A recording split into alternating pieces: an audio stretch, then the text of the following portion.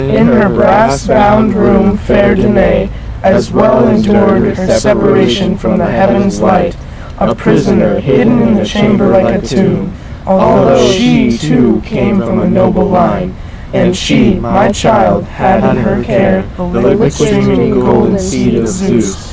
But the power of fate is full of mystery, there's no evading it, no, not with wealth, or war, or walls, or Black Sea-beaten ships. And the hot-tempered child of Darius, king of the Edonians, was put in prison, closed up in the rocks by Dionysus, for his angry mocking of the god. There the dreadful flower of his rage slowly withered, and he came to know the god who in his frenzy he had mocked with his own tongue.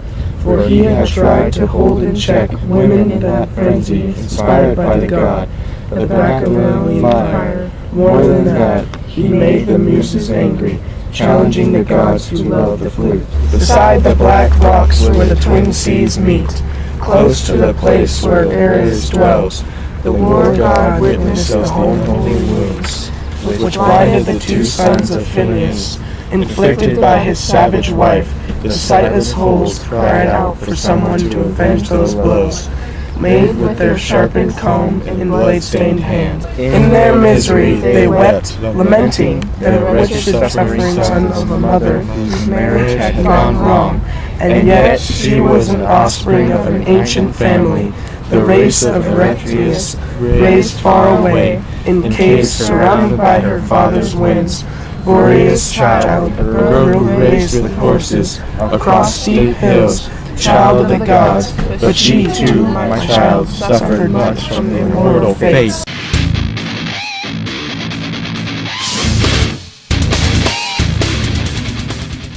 What news do you have, old Tiresias? I'll tell you, and you will obey the prophet. I have not rejected your advice before. That's the reason why you've steered the city on its proper course.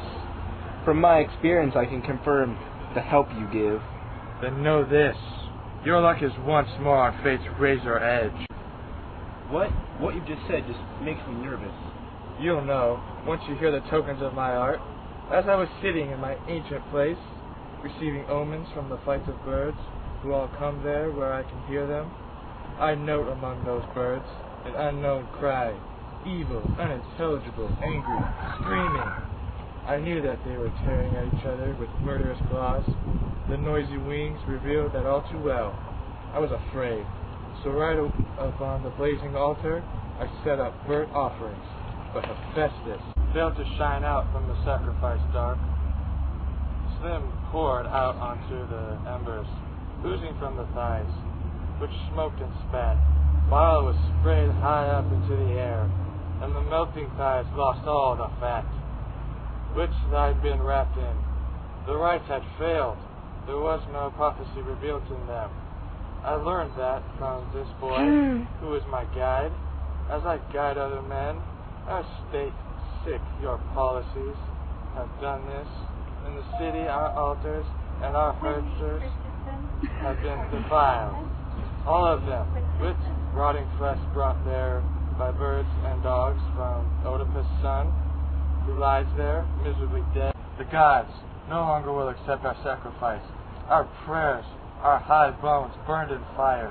No bird will shriek out, clear sign to us, for they have gorged themselves on fat and blood.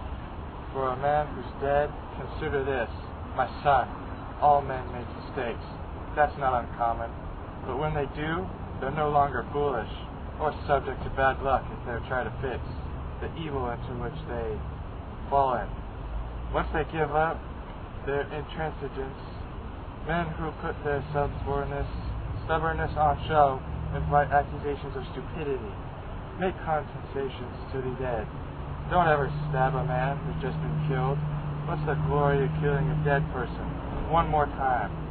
I've been concerned for you. It's good advice. Learning can be pleasant when a man speaks well, especially when he seeks your benefit. Oh man, you're like archers shooting at me. For all you know, I've become your target.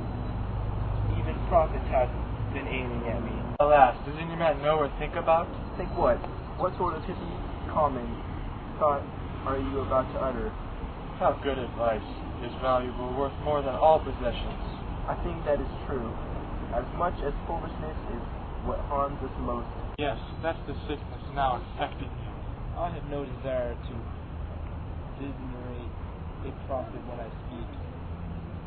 But that's what you are doing when you claim my oracles are false.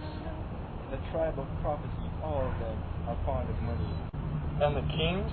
Their tribe loves to benefit dishonestly. You know you're speaking of the man who rules you. I know. Thanks to me, you saved the city and now are in control. You're a wise prophet, but you love doing wrong. If you'll force me to speak of secrets locked inside my heart, Do it, just don't speak to benefit yourself. I don't think that I'll be doing that. Not as far as you're concerned. You can be sure you won't be changing my mind to make yourself more rich.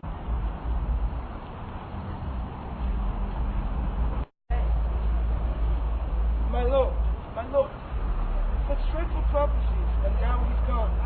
Since my hair changed color from black to white, I know here in the city he's never uttered a false promise. I know that too, and it disturbs my mind. It's dreadful to give way, but to resist and let destruction hammer down on my spirit, that's a fearful option too. Son of Lenotios, you need to listen to some good advice. Tell me what to do. Speak up, I'll do it. Go and release the girl from her rock tomb, then prepare a grave for the unburied corpse. Is this your advice? You think I should concede? Yes, my lord, as fast as possible. Swift-footed injuries sent from the gods hack down those who act imprudently. Go now and get this done. Don't give the work to other men to do. I'll just go as I am. Come, you servants, each and every one of you. Come on, bring axes with you. Go there quickly. Come up to higher ground. I've changed my mind. Since I am the one who tied her up, I'll go and set her free myself. Now I'm afraid, until one dies, the best thing to do may be to follow our established laws. Man. Haman! No, God! Oh, God! No!